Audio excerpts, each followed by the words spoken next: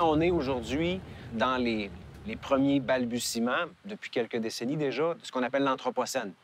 Une grande ère dans l'histoire de l'humanité, dans l'histoire de la Terre, où tout ou presque est façonné par l'activité humaine.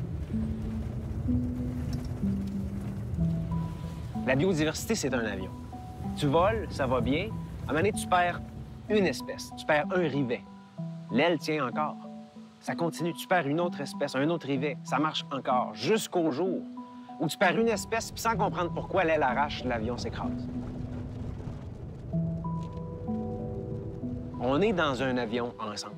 Dans cet avion-là de la biodiversité, avec des espèces qui mangent d'autres espèces puis qui empêchent des maladies de se rendre aux humains. Une espèce qui nidifie ou qui maintient une structure végétale en place, qui filtre l'eau qu'on va boire, qui purifie l'air qu'on va respirer. Tout ça, c'est interrelié. Le caribou, là, c'est le canari dans la mine. Il s'en accommode pas, lui. Ça fonctionne pas. Mais derrière le caribou, il y a une multitude d'espèces qu'on connaît pas, ou qu'on connaît peu, puis qu'on voit pas décliner. Puis un jour, ces espèces-là, l'une de ces espèces-là va constituer les rivets qui va faire arracher l'aile. Là, j'ai un collet là.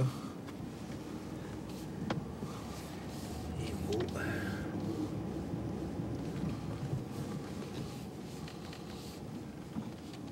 Collet là.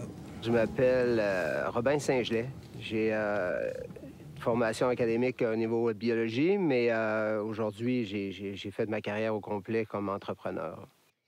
Ici, c'est vraiment un bel endroit. Une belle piste fraîche de renard. J'ai appâté dans le coin là-bas, mais c'est tous des corridors qui sont façonnés au travers des rochers, des affaires. Puis c'est de même partout dans ce secteur-là. C'est vraiment beau. C'est vraiment beau. Juste prendre une marche puis se promener dans ce coin-ci, là. J'ai un collet là-bas, mais j'aime ça suivre les traces pour voir qu'est-ce qu'ils font.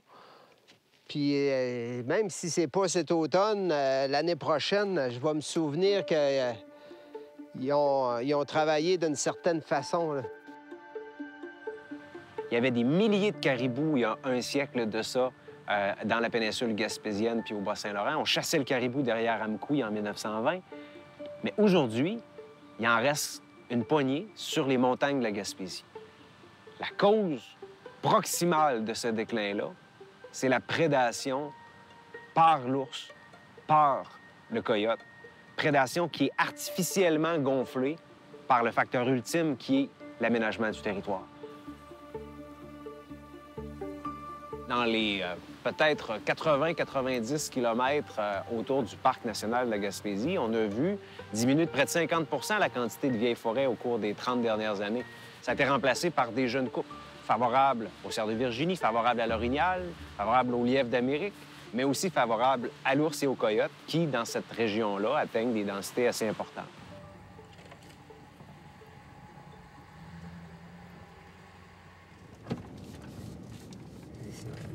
De canidés. Là aussi, il y en a partout. Partout. Il y a encore beaucoup de vie. C'est le fun, je suis content. Ah, ça vient de mon grand-père Ulrich. On vient des années 70, là. C'était... lui, il trappait au lièvre à chaque automne. Puis à un moment donné, là, le déclic, là, ça s'est fait, là, à un moment donné, quand on a vu une piste de lynx. Il a dit... on va essayer de capturer le lynx qu'on vient de voir la trace. Et puis, pour capturer un lynx, ça nous prend un castor. Il fallait capturer un castor avant. Fait que là, j'étais tout excité de ça. On a fait nos installations appropriées. Bon, on a capturé un castor. Après ça, on a installé notre système à lynx. On est rendu sur la neige, puis on a attrapé notre lynx. C'était... J'ai été foudroyé là, de la piqûre à ce moment-là. Là. Ça a décollé, là. Vraiment. Ça fait combien d'années que tu fais la chasse? Ça fait une 50aine d'années.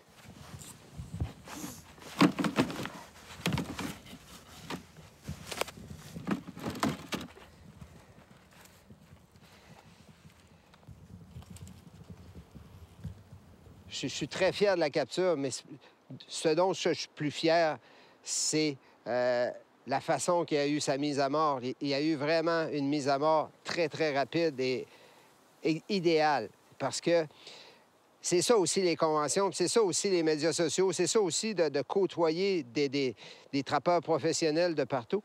C'est qu'on prend de l'expérience. Ces engins-là, c'est des engins qui tuent, mais dépendamment de l'animal à qui tu as affaire, tu vas placer tes broches pour que la frappe se soit. Ici, j'ai eu une double frappe, exactement colonne cervicale, et là, il est mort instantané. C'est comme s'il s'était fait frapper par un char. C'est une frappe idéale. Fait que, je suis bien, bien fier, oui, de ma capture, mais je suis fier de ne pas avoir fait souffrir un animal. Mais c'est un animal qui est assez abondant aussi, là. Puis il est par endroits. C'est un animal qui va être plus abondant, justement, en Montérégie, en Estrie, parce qu'il y a moins d'épaisseur de neige. Mais on est rendu avec des super concentrations cette année. Il y avait des traces partout, partout, partout de Pékin, là. C'est vraiment le fun.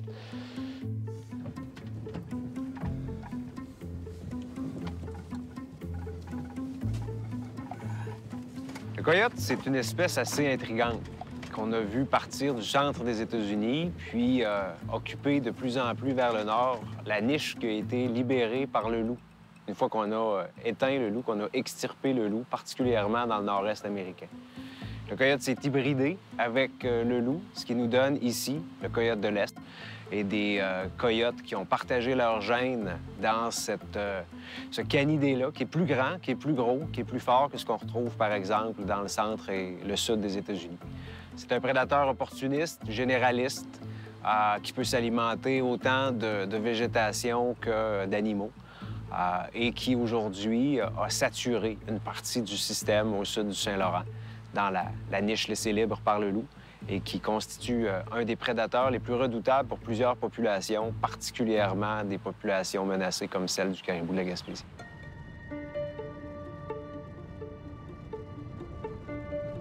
Attaché à ça, on a une facette de notre aménagement du territoire qui favorise l'efficacité des coyotes. Et ça, c'est tout le réseau de structures linéaires qu'on a généré. J'entends par là des chemins forestiers, j'entends par là, jusqu'à une certaine mesure, des sentiers de randonnée, des sentiers de VTT, qui font en sorte que ces prédateurs-là, particulièrement le coyote, ont la capacité d'être plus efficaces dans leur déplacement et augmenter le taux de rencontre avec des proies.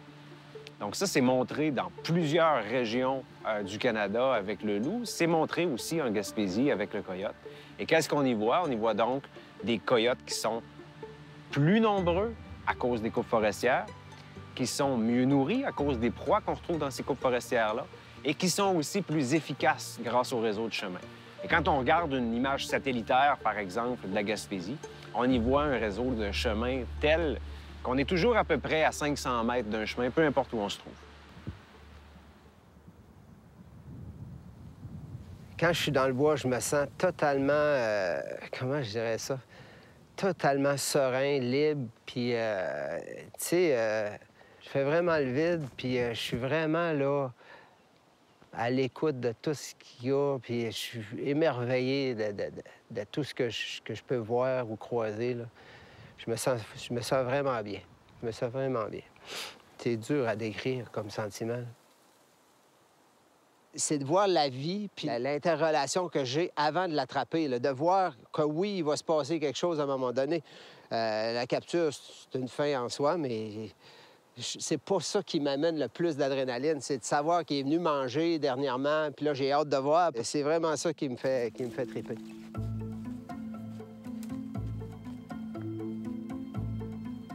On a rajeuni les forêts, on a rendu la tête des arbres facilement accessible, des jeunes pousses au sol facilement accessibles à tous les herbivores. Et les herbivores les plus productifs ont augmenté en abondance. Le cerf de Virginie produit 1 à 3 jeunes par année. L'orignal, 1 à 2 jeunes par année. Le caribou n'est pas aussi bien équipé, il produit 1 jeune par année ou 1 jeune aux 2 ans.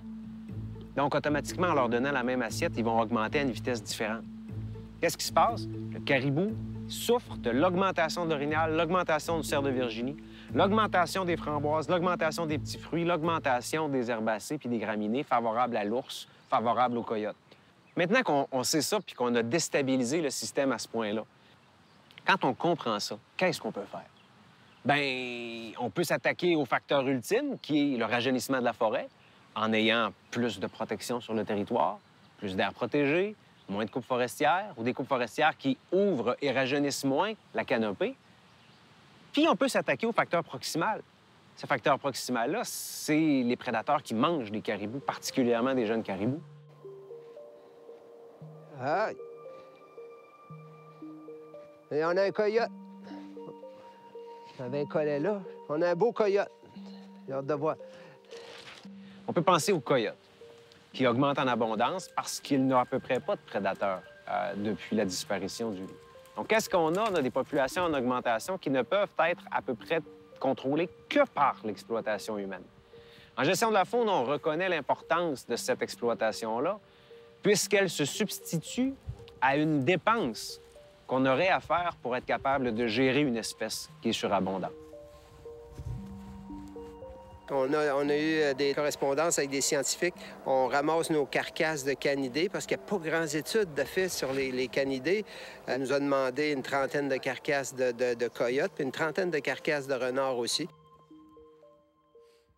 C'est important des statistiques, c'est important de connaître un peu l'habitat puis connaître un peu le régime alimentaire parce qu'ils vont étudier un peu de quoi ils se nourrissent en périphérie, puis surtout sur la réserve Matane, ces carcasses-là qui les intéressaient aussi, ceux qui vivent proches des montagnes, des caribous, pour voir de quoi ils se nourrissent en réalité. Puis,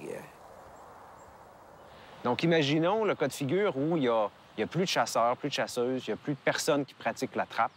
Les espèces vont augmenter en abondance puisqu'elles ont une natalité plus grande que leur mortalité.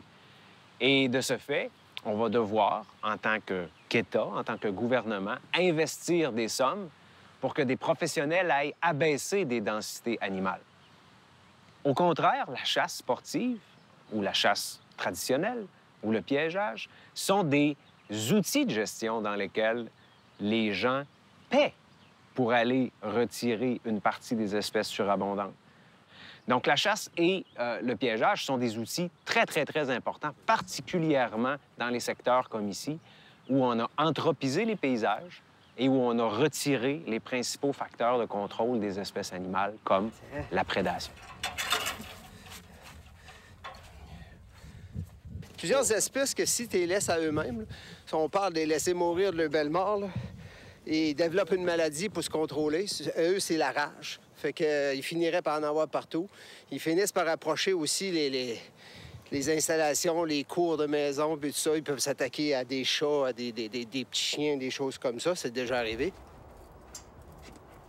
Donc, quand on pense à ça, une partie du maintien d'une espèce à statut comme le caribou de la Gaspésie, qui est une icône de biodiversité au Canada, une partie de son maintien dans le système repose dans les mains des citoyens qui pratiquent une activité traditionnelle de chasse ou de piégeage. C'est une forme de science citoyenne. C'est important parce que grâce à eux, on peut peut-être réussir à maintenir en place une espèce qui nous attendrait, le caribou, même si on n'est pas toujours favorable au prélèvement d'une espèce par piégeage comme le coyote.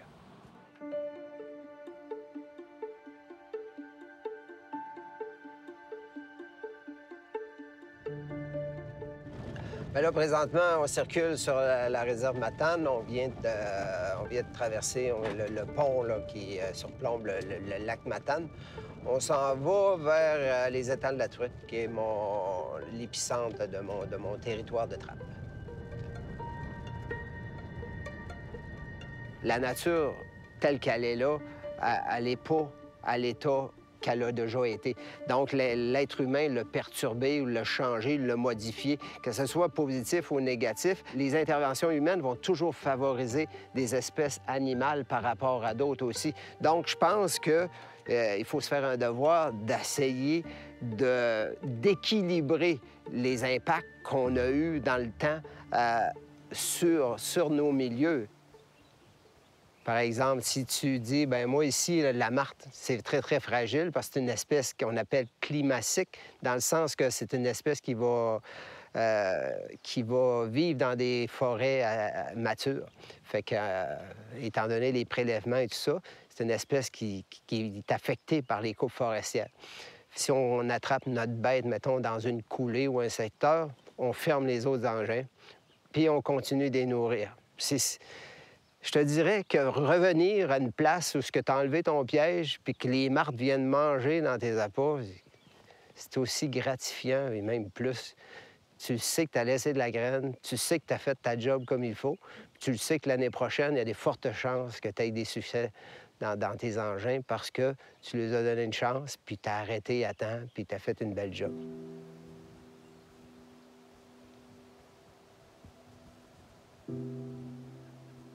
Bien, ici, c'est ça.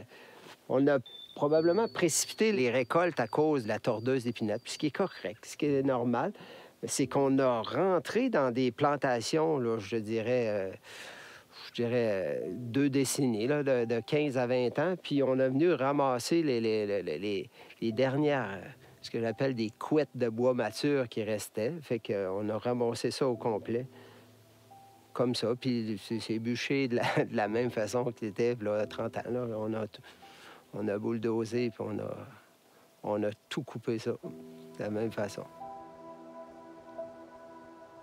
Moi, quand je vois ça, je suis un trappeur.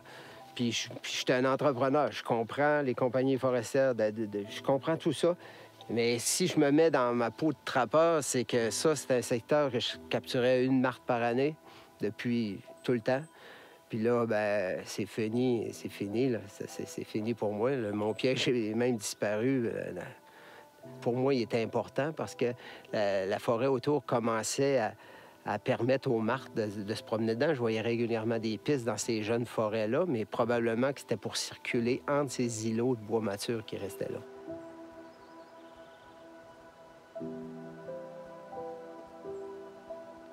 Ça a changé, c'est ça. C'était en plantation l'année passée encore. Puis regarde, on est rendu un autre écosystème, là. Ça décolle au début. Ça va être les épilobes, les herbacées, les premiers, les verges d'or, puis tout ça. Et ça, ils vont planter en résineux. Il y a des traces fraîches, là, 2 orignaux qui étaient ensemble. Ça fait pas longtemps. En même temps, je peux comprendre qu'il y ait un empressement de ramasser la matière avant qu'elle pourrisse, là. Mais c'est important d'en laisser pareil des lisières qui vont pourrir pour... Il y a des espèces que ça l'accommode aussi, là, des arbres en putréfaction. Il reste des troglodytes, par exemple, puis des bruants chanteurs.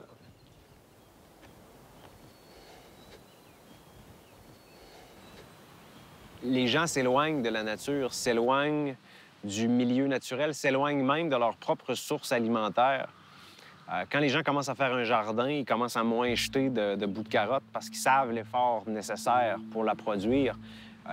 Le chasseur qui va récolter en forêt son orignal, il valorise, il sait le travail et l'argent qu'il a investi pour l'avoir. Au contact des Premières Nations, on apprend énormément ce respect-là pour ce que la nature nous donne, cette absence de gaspillage qui fait juste pas de sens, particulièrement quand on sait la quantité de personnes dans le monde qui souffrent de malnutrition. On a la chance d'être bien nourris. Mais moi, je pense que quand les gens considèrent que la source de nourriture qu'ils consomment, elle vient dans une barquette en styrofoam à l'épicerie, il y a une déconnexion. Et puis je pense que cette déconnexion-là, elle doit être remise en place par plusieurs acteurs dans la société pour arriver à dire que nous, nos jeunes, nos petits-enfants vont être en mesure de reconnecter avec cette valeur-là puis de comprendre que le prélèvement n'est pas nécessairement quelque chose de mal. Il peut être mal fait, mais le prélèvement, c'est à la base même du fonctionnement de la société humaine depuis longtemps. Si on est capable de le faire en équilibre avec ce que le milieu peut nous donner, de façon éthique par rapport à la souffrance animale, par rapport à l'appréciation de l'activité sur le plan sociétal, moi, je pense qu'on est capable de raccommoder un petit peu cette discussion-là qui, malheureusement, se polarise comme plusieurs autres enjeux de société, là. Et c'est au contact des chasseurs, des piégeurs, des pêcheurs, c'est au contact des Premières Nations, des Autochtones, qu'on est capable de réussir à reconnecter ça. C'est en passant du temps dans la nature aussi. Et en prenant le temps de comprendre comment on a déstabilisé les systèmes naturels.